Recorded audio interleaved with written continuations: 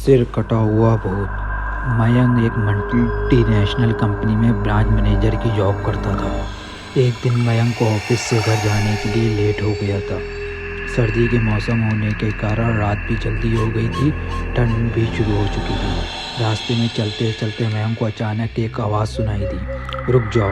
मयंक वहीं पे रुक गया, पीछे मुड़ के देखा लेकिन पीछे कोई भी नहीं था। फिर उसे आवाज़ सुनाई दी, सामने देखो। जैसे ही मयंक ने सामने देखा तो उसे ज़मीन पर कुछ चमकती हुई चीज़ दिखाई दी। मयंक दौड़ कर उस चीज़ के पास गया और देखा तो यह कोई साधारण चीज़ नहीं थी बल्कि चमकता हुआ हीरा था। उसने वो हीरा अपने हाथ में लिया। उसकी चमक देखकर मयंक की खुशी का ठिकाना नहीं था। लेकिन मयंक को कहाँ पता था कोई ये साधारण हीरा नहीं है बल्कि मायावी हीरा है। अचानक उस हीरे से आवाज़ आई, अगर तुम्हें और हीरे चाहिए तो इस ज़मीन को खोदो। इस ज़मीन के नीचे बहुत सारे हीरे हैं। मयंक खुश हो गया और उसने हीरे को जेब में डाला और ज़मीन खोदना शुरू कर दी।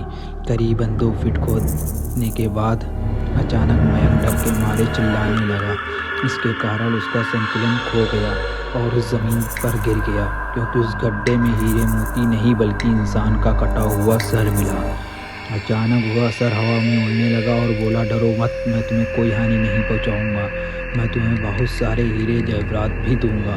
बस मेरी बात ध्यान से सुनो, मैं जहाँ जाता हूँ वहाँ मेरे पीछे आओ। फिर वह सिर हवा में उड़ और जंगल की ओर चलने लगा।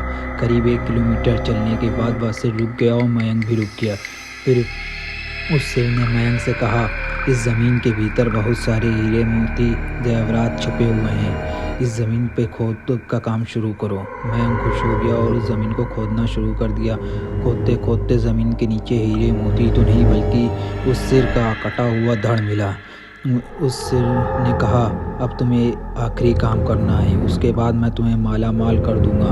तुम्हें कहीं से भी 1 लोटा खून लाना होगा। मयंक ने बोला, 1 लोटा खून? पर मैं 1 लोटा खून कहाँ से लाऊंगा?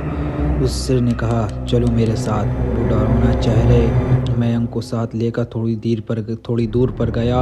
वहाँ से एक इंसान को जाते हुए देखा। वो सिर बोला, उस इंसान को मार कर उसका खून ले आओ। मयंक डर गया और बोला, नहीं नहीं, मैं यह नहीं कर सकता।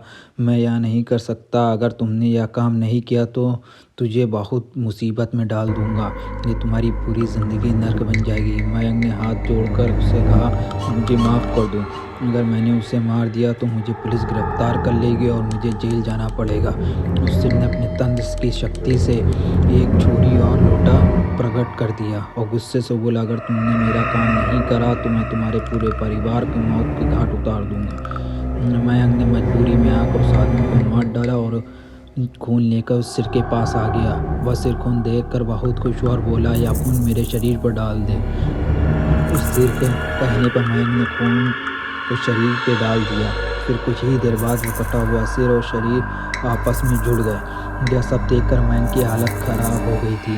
वह उस भूत को देखकर काफ़ी डर गया था। जैसे ही भूत जिंदा हुआ और ज़ोर ज़ोर से हंसने लगा और डरावनी आवाज़ में बोला, तुमने बहुत बड़ी गलती कर दी। तुम्हें मैं आज फिर से ज़िंदा कर दिया।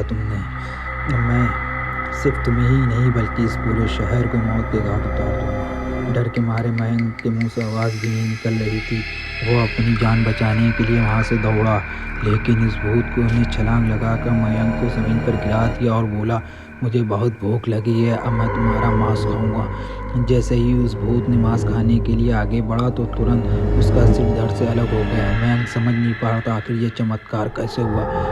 मयंक ने पीछे मुड़कर देखा तो एक अघोरी बाबा खड़े थे। उस अघोरी बाबा ने कहा, जब तुम उस आदमी को मार रहे थे मैं समझ गया था कि कुछ बुरा होने वाला है, इसलिए मैं तुम्हारे पीछे यहाँ आ गया और मैंने अपने मंत्र की शक्ति से इस भूत को फिर से अलग कर दिया। अब तुम चिंता ना करो और घर जाओ, अब तुम्हें कोई खतरा नहीं है। आज भी मयंक उस बात को याद कर कर उसकी रूह कांप जाती है। दोस्तों, आपको यह कहानी कैसी लगी प्लीज़ कमेंट करके बताएं और मेरे चैनल को सब्सक्राइब करें।